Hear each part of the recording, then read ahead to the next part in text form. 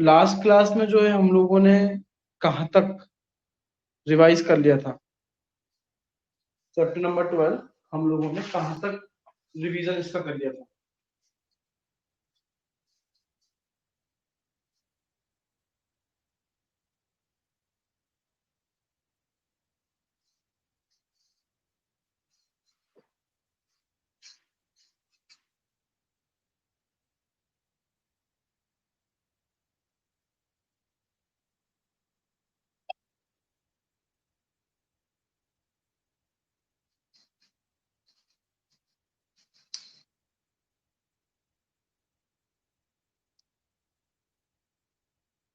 हाँ बेटा, एक बार कमेंट करो, लास्ट क्लास में कहाँ तक हमने रिवीजन कर लिया था चैप्टर 12 का?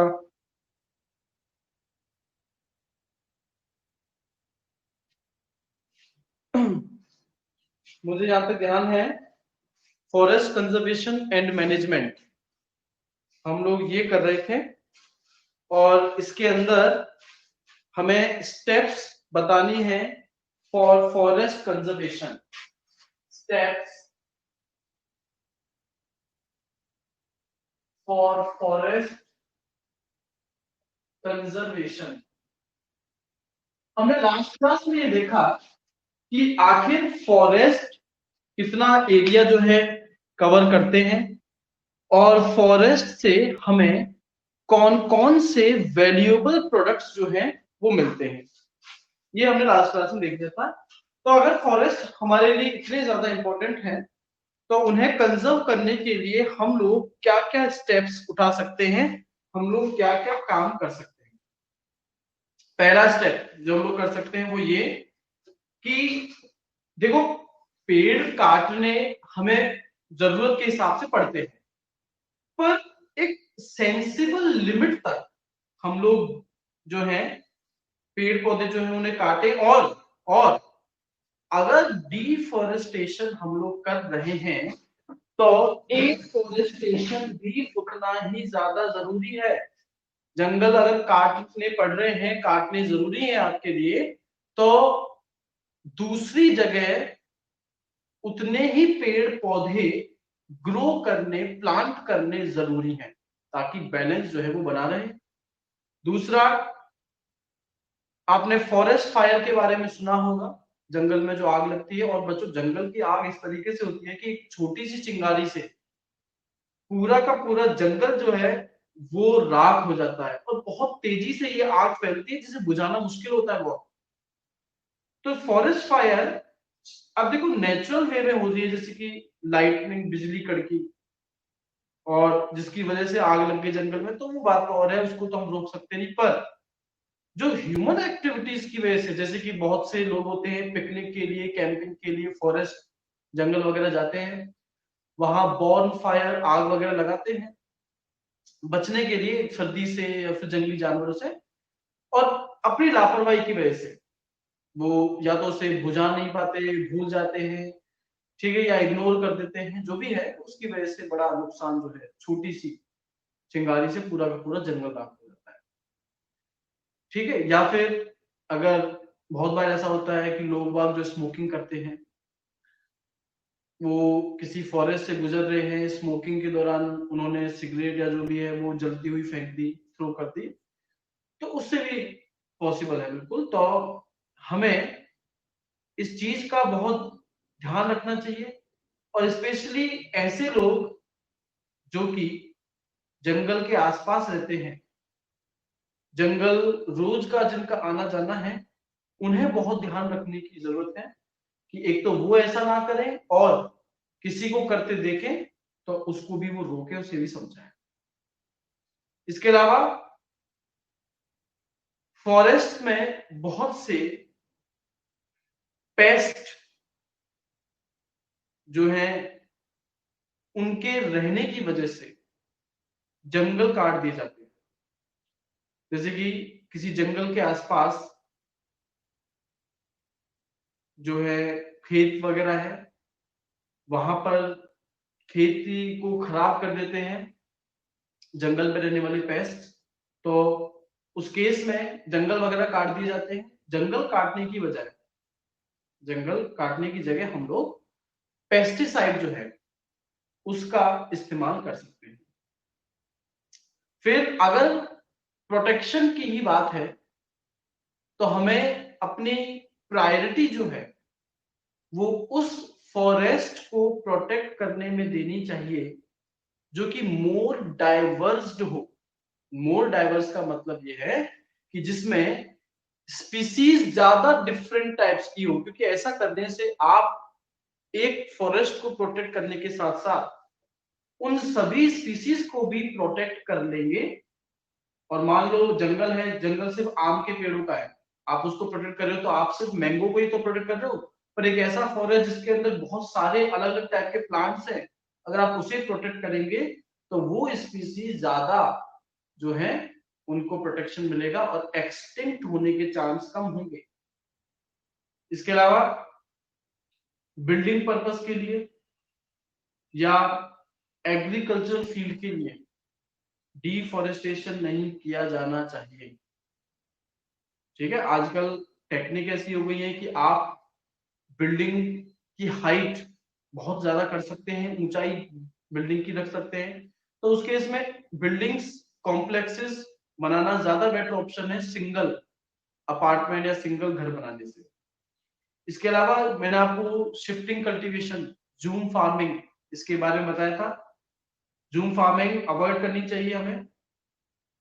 फिर फायरवुड, टिम्बर, इसका हमें अल्टरनेटिव देखना चाहिए। जैसे कि फायरवुड का अल्टरनेटिव हमारे पास में सीएनजी, एलपीजी है, गैस सिलेंडर जो घर में होता है। और जो टिम्बर के लिए हम लोग जो है पत्थर, ईंट वगैरह इनका इस्तेमाल कर सकते हैं। तो कंस्ट्रक्शन के लिए, कंस्ट्रक्शन वर्क के तौर पर लकड़ी जो है उसका इस्तेमाल कम से कम किया जाए। फिर जो डैम्स और मल्टीपर्पज प्लांट्स बनते हैं, इस दौरान बच्चों बहुत ज्यादा नुकसान होता है। क्यों? क्योंकि जहां पर डैम वगैरह जहां बनेंगे, पहली चीज तो वहां रहने वाले लोगों को हटा दिया जाएगा।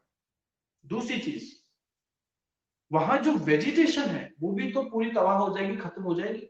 और एक और नुकसान है इसका कि जब वहां पानी भर जाएगा तो जो वेजिटेशन पानी में डूब गई है, यहां बैक्टीरियाज इसे डिकम्पोज करेंगे वाया एनएरोबिक रेस्पिरेशन, और इस दौरान वो बच्चों प्रोड्यूस करते हैं मीथेन और कार्बन डाइऑक्साइड। और मीथेन और कार्बन डाइऑक्साइड दोनों की दोनों ग्रीन हाउस गैसेस हैं जो कि ग्लोबल वार्मिंग के लिए रेस्पॉन्सिबल हैं। तो इस वजह से ये जो डैम्स या मल्टीपर्पज प्लांट जो बनते हैं, गवर्नमेंट जो बनाती है, लोग इन्हें बहुत ज्यादा अपोज करते हैं, इसका बहुत ज्यादा विद्रोह करते हैं लोग बाग, क्योंकि इसका नुकसान भी बहुत ज्यादा है। इसके अलावा आप सभी ने चिपको मूवमेंट, चिपको आंदोलन, उसके बारे में तो बिल्कुल सुना ही होगा। ऐसे सोशल ऑर्गेनाइजेशन होने चाहिए जो कि लोगों को अवेयर करें, जो प्लांट्स हैं उनकी इंपॉर्टेंस समझाएं, और प्लांट्स के ना होने पर जो भी नुकसान हमें झेलना पड़ सकता है उसके बारे में हमें बताएं, समझाएं, मतलब लोग बागों को अवेयर करें। इसके अलावा जो सोशल फॉरेस्ट्री बहुत जरूरी है, जो अगला ही टॉपिक है मैं इसको समझाता हूं। तो सोशल फॉरेस्ट्री, और एक जो फॉरेस्ट डिपार्टमेंट ने रूल्स एंड रेगुलेशंस बनाए हैं वो एक तो बहुत ज्यादा स्ट्रिक्ट हो, दूसरा फॉरेस्ट डिपार्टमेंट इस चीज को भी इंश्योर करे कि ये रूल्स एंड रेगुलेशंस जो हैं आपने बना तो दिए, पर इनका इम्प्लीमेंटेशन कितना हो रहा है, लोग बाग जो हैं उन्हें कितना फॉलो कर रहे हैं, ये सब इंस्पेक्ट करना चाहिए फॉरेस्ट डिपार्टमेंट को। तब जाकर के कहीं हम लोग जो है हमारे फॉरेस्ट को प्रोटेक्शन दे पाएंगे, कंजर्व कर पाएंगे। नेक्स्ट हेडिंग जो हमारे पास में है वो है social forestry. Social forestry, society society जब लार्ज स्केल पर फॉरेस्ट्री करे, प्लांटेशन करे, पेड़ पौधे लगाए, तब उसे हम लोग कहते हैं सोशल फॉरेस्ट्री। इसको एक तरीके से आप कह सकते हैं forestry by the peoples for the peoples. ठीक है, तो जब एक बड़े लेवल पर आपकी सोसाइटी क्या करती है, प्लांटेशन करती है, तब आप उसे कहते हैं social forestry. National forest policy के जो कि बनाई थी नेशनल एग्रीकल्चर काउंसिल ने, इस पॉलिसी के बनाने से पहले सोशल फॉरेस्ट्री पर ही जो था ज्यादा फोकस रहता था, जिसमें फॉरेस्ट एरिया जो है उसको बढ़ाया जाता था। आसपास के जो गांव वाले थे वो ये काम करते थे, भाई जंगल को काटने की जगह जंगल को बढ़ाना। क्योंकि देखो जो आसपास जो विलेजेस होते हैं वो टोटली, चाहे खुद के खाने पीने के लिए हो, चाहे लकड़ी के लिए हो, इवन अपने कैटल्स के लिए फोडर, कैटल्स के लिए जो चारा वगैरह एनिमल्स के लिए, वो सब इन्हें यहीं से फॉरेस्ट से मिलता है। तो अगर फॉरेस्ट को आप काटते चले जाओगे, इसका मतलब तो ये होगा कि आपको जो जो चीजें मिल रही हैं आप उनका नंबर लगातार घटाते जा रहे हो, अपने लिए खुद ही का नुकसान हो रहा है। तो नेशनल फॉरेस्ट पॉलिसी से पहले जो विलेजर्स होते थे वो सोशल फॉरेस्ट्री, इस पर उनका ज्यादा फोकस रहता था। और सोशल फॉरेस्ट्री में तीन मेजर कंपोनेंट जो थे वो इन्वॉल्व रहते हैं। पहला एग्रो फॉरेस्ट्री। एग्रो फॉरेस्ट्री का मतलब है एग्रीकल्चर प्लस फॉरेस्ट्री। तो आप खेती बाड़ी कर रहे हो, आपने देखा होगा, आपने अपने गांव वगैरह में भी देखा होगा, तो बहुत ऐसा कॉमन होता है कि जो खेत होता है, जो एग्रीकल्चर फील्ड है, उसकी बाउंड्री पर प्लांटेशन की जाती है। उसकी बाउंड्री पर नीम के या फिर जो भी अलग अलग टाइप के जो पेड़ पौधे हैं वो लगा दिए जाते हैं। एक तो इससे आपका फील्ड जो है वो प्रोटेक्ट हो गया, बाउंड्री भी क्रिएट हो गई, और अगर आपने डिफॉरेस्टेशन किया था एग्रीकल्चर पर्पस के लिए, जमीन को साफ करने के लिए, तो आपने नेचर को बैलेंस भी बनाए रखा। तो पहला तो है एग्रो फॉरेस्ट। दूसरा, जो पब्लिक प्लेसेस हैं, स्पेशली कैनाल्स, रोड्स, हॉस्पिटल्स, इनके बैंक्स, इनके किनारे किनारे, इनके सहारे हम लोग क्या कर सकते हैं, प्लांटेशन कर सकते हैं। आपने ये चीजें शायद देखी हो। खैर हॉस्पिटल्स वगैरह में आजकल तो होता नहीं, इतनी जगह भी नहीं होती उनके पास, पर आपने हाईवे के दोनों तरफ और बीच में डिवाइडर जो है वहां भी आपने देखा हो, तो हाईवे के दोनों तरफ तो देखो आपने बड़े बड़े पेड़ पौधे देखे होंगे, जो बीच में डिवाइडर है वहां भी पेड़ पौधे लगा दिए जाते हैं। इससे आपका नेचर बैलेंस तो रहता है, पर इसके और भी फायदे हैं। जैसे कि पहला फायदा तो ये कि जो प्लांट्स वगैरह होते हैं बच्चों, नॉइज को एब्जॉर्ब करते हैं, मतलब नॉइज पोल्यूशन को कंट्रोल करते हैं। दूसरा, डिवाइडर पर लगे हुए जो छोटे छोटे पेड़ पौधे हैं, ऑपोजिट साइड से आते हुए व्हीकल्स की जो हेडलाइट का जो रिफ्लेक्शन है उसे भी तो कंट्रोल करते हैं। वरना अपोजिट साइड से आपने देखा हो कि जब लाइट कोई व्हीकल आता है जिसकी हेडलाइट जली हुई रहती है, तो हमें देखने में कितनी परेशानी होती है, सीधा वो लाइट जो है हमारी आईज तक पहुंचती है।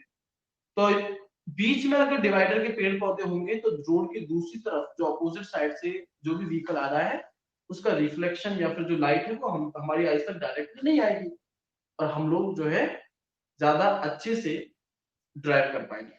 तो ये देखो, ये सब जो है इस तरीके से इनके और भी फायदे होते हैं।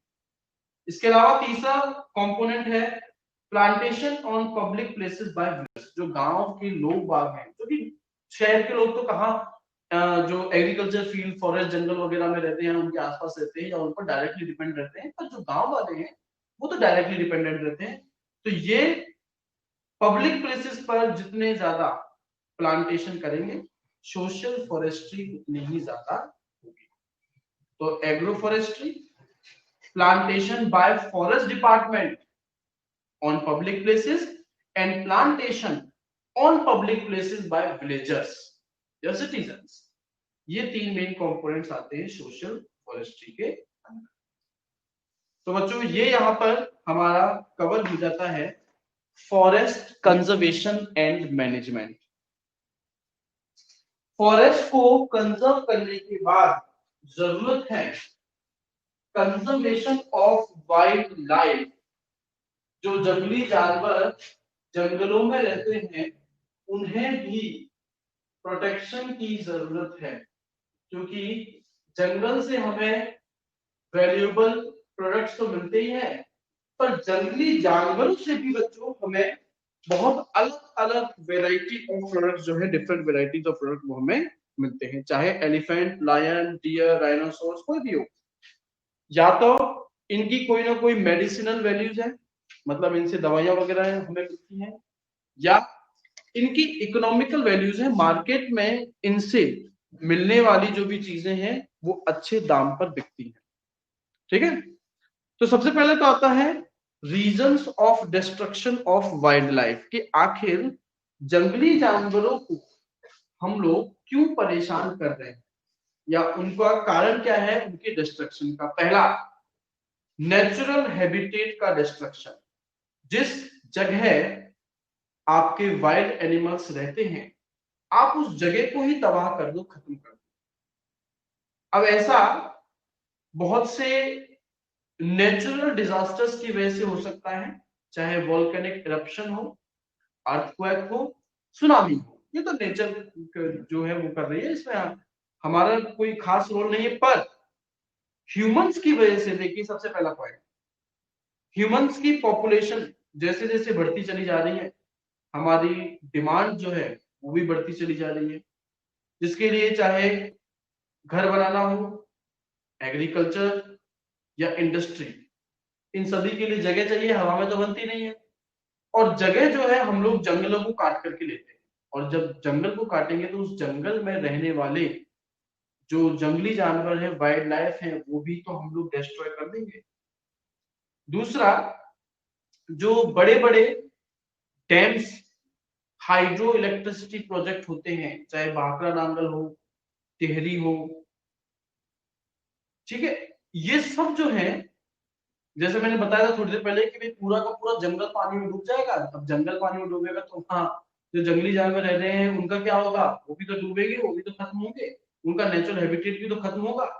अब ऐसा तो है नहीं कि वो अपना जंगल छोड़ के आपके घरों में आके रहने लगेंगे, है ना। इसके अलावा माइनिंग, जंगलों के आसपास जहां कोल एंड पेट्रोलियम मिलता है, वहां जब माइनिंग की जाती है तो वहां जंगल के जंगल साफ कर दिए जाते हैं, वाइल्ड लाइफ का पूरा हैबिटेट खत्म कर दिया जाता है। या बहुत बार हमारे पॉल्यूशन की वजह से जो एसिड रेन होती है उसकी वजह से भी बहुत सी ऐसी वाइल्ड लाइफ है जिन पर असर पड़ता है, स्पेशली जो छोटे जो ऑर्गेनिज्म होते हैं जो मिट्टी के अंदर रहते हैं, या फिर जो बर्ड्स होती हैं, ठीक है, जो अपना घोंसला बना करके रहती हैं, जिन पर डायरेक्टली इस एसिड रेन का इफेक्ट होता है उसकी वजह से भी।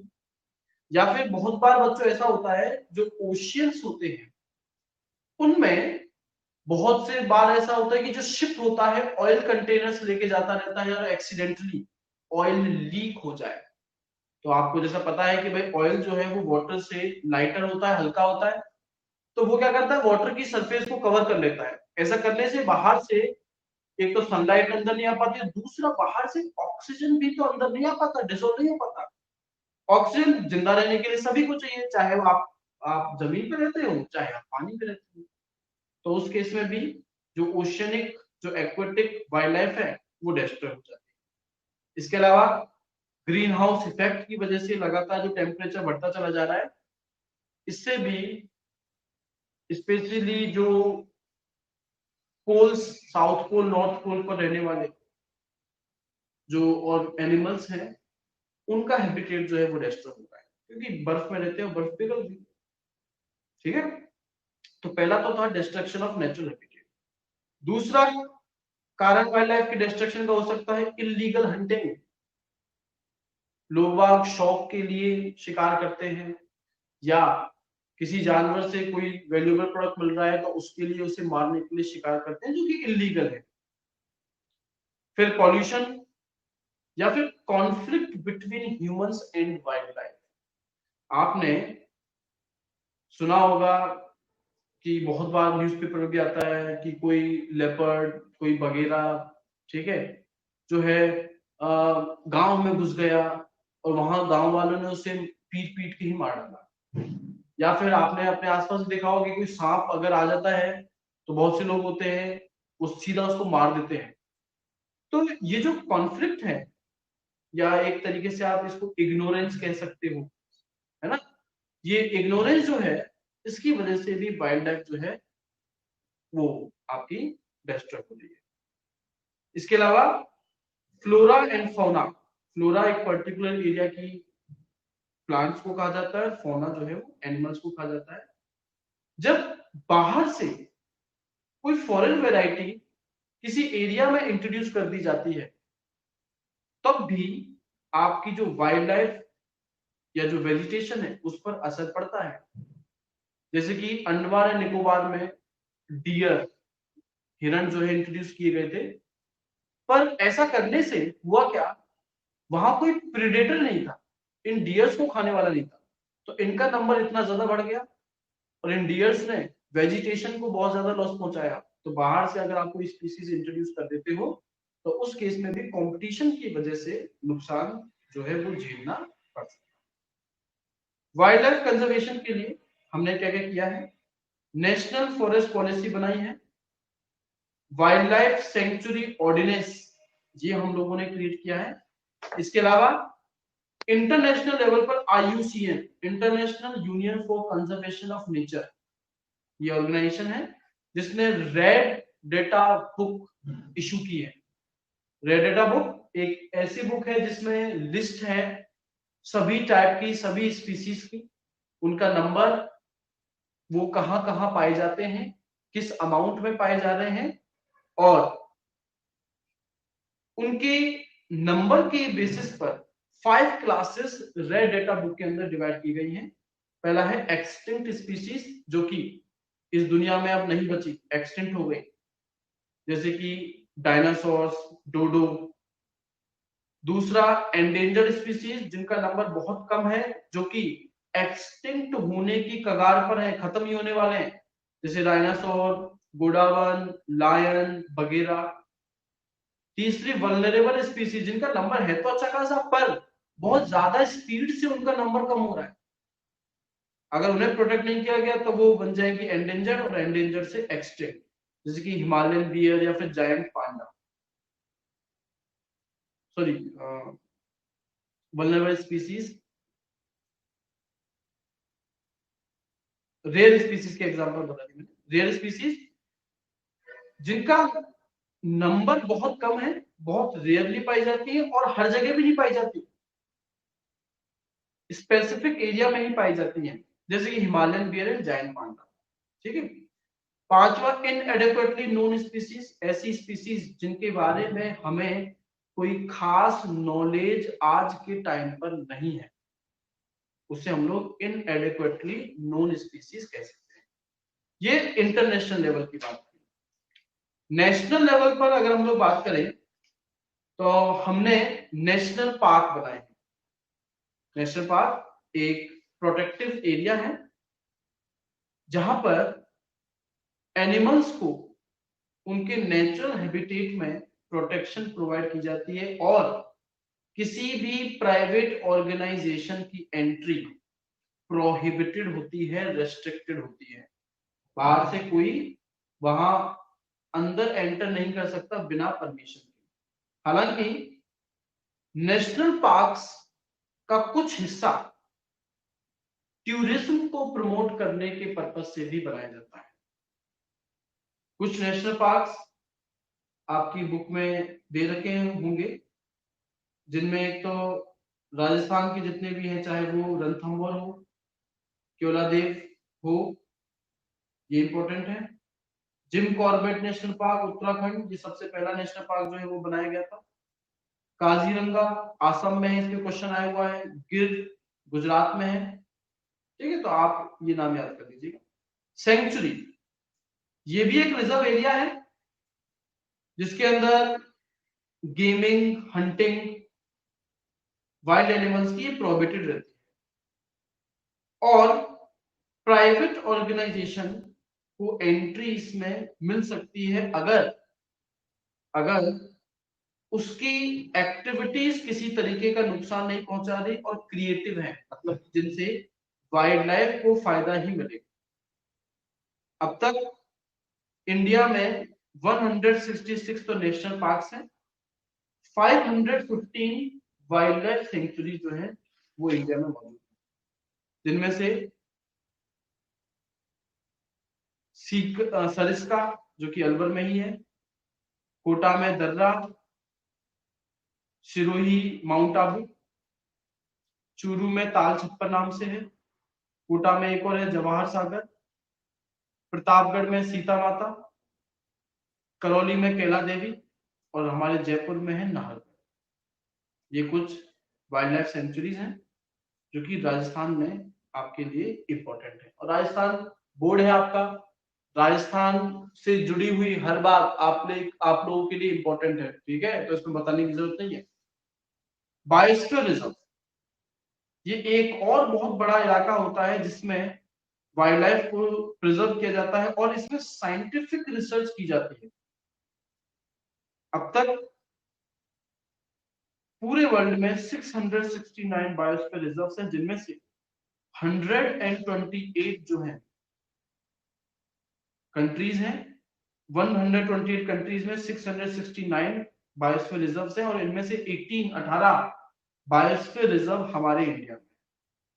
पहला बायोस्फीयर रिजर्व जो है वो नीलगिरी कर्नाटक जो है वहां बनाया गया था। इसके अलावा असम में काजीरंगा है, राजस्थान में थार डेजर्ट, मध्य प्रदेश में कान्हा, ये इंपॉर्टेंट नाम है जो आपको आने चाहिए। ये आपका वाइल्ड लाइफ कंजर्वेशन हुआ। अब इसे बच्चों हमारे पास करने के लिए एक तो है कोल एंड पेट्रोलियम, एक वाटर कंजर्वेशन एंड मैनेजमेंट और एक हमारे पास में है participation of people in conservation of natural resources. इसमें छोटी छोटी 2-3 कहानियां। तो वाटर कंजर्वेशन एंड मैनेजमेंट की बात करते हैं। जैसा कि आपको पता होगा अर्थ पर 70% पार्ट जो है वो पानी है और इस 70% का भी 2.5% ही हमारे लिए यूजेबल है। बहुत कम, बहुत कम। बाकी का जो आपका जो पानी है वो तो सलाइन वाटर है, खारा पानी है जिसका कोई यूज हम लोग नहीं ले सकते। तो एक तो अमाउंट कम है यूजेबल वाटर का, दूसरा इक्वली डिस्ट्रीब्यूटेड नहीं है। हर जगह ये यूजेबल वाटर जो है वो पानी जो है पीने लायक पानी नहीं पाया जाता। वाटर सोर्सेस कम है और अगर है तो उनका ओवर एक्सप्लॉइटेशन बहुत ज्यादा है। इवन अंडर वाटर तक, जमीन के जो नीचे पानी है उस तक का एक्सप्लॉइटेशन बहुत ज्यादा है, क्योंकि बाहर ऊपर जो है सरफेस पे पानी वो तो आपका चलो पॉल्यूट भी हो सकता है, ठीक है, या इवापोरेट भी हो सकता है, पर जो ग्राउंड वाटर है वो तो आपका प्योर है, वो तो पीने लायक पानी है, उस तक को हम लोगों ने नहीं छोड़ा। ठीक है, चाहे इंडस्ट्रियल डिमांड हो वाटर की, इकोनॉमिक डिमांड हो वाटर की, मॉनसून पर हम लोग डिपेंडेंट रहते हैं, ठीक है। तो और पानी जैसा कि आपको पता होगा कि आपकी बॉडी का 70% पार्ट, 70% हिस्सा हमारे शरीर का वाटर ही है। कोई केमिकल रिएक्शन आपके सेल में हो रही है, आपकी बॉडी में हो रही है, तो एक्चुअल में वो वाटर के अंदर ही हो रही है। वाटर नहीं होगा, पानी नहीं होगा, तो ये रिएक्शंस, ये जो प्रोसेस आपकी बॉडी में जो हो रहे हैं, इन सब पर असर पड़ेगा। तो कहने का मतलब ये हुआ कि पानी कम है और उसकी डिमांड ज्यादा है। तो वाटर कंजर्वेशन बहुत जरूरी है हमारे लिए। खाने के बिना आप कई दिन जिंदा रह सकते हो, पानी के बिना ज्यादा लंबा समय हम लोग काट नहीं सकते। तो वाटर कंजर्वेशन एंड मैनेजमेंट के 3 इंपॉर्टेंट प्रिंसिपल्स हैं। पहला, मेंटेनिंग अवेलेबिलिटी ऑफ वाटर। सबसे पहले तो आप ये इंश्योर करो कि आपके पास पानी है और आगे भी मौजूद रहेगा। दूसरा, protect water and water sources from pollution. अब आपने एंश्योर किया कि भैया पानी है, चलो नदी तालाब बनाए। अब आप ये भी चीज चेक करो कि पानी तो है पर वो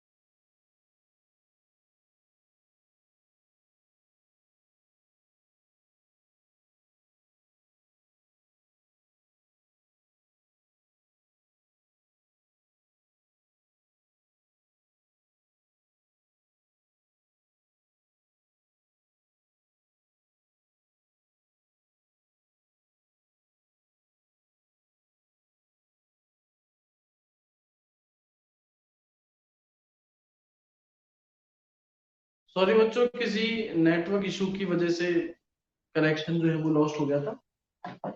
हाँ, तो मैं आपको तीन इंपॉर्टेंट प्रिंसिपल्स बता रहा था। एक तो मेंटेनिंग अवेलेबिलिटी ऑफ वाटर, पानी आपका मौजूद रहे, खत्म ना हो। दूसरा, प्रोटेक्शन फ्रॉम पॉल्यूशन, पानी अगर है तो उसे हम लोग गंदा होने से बचाएं।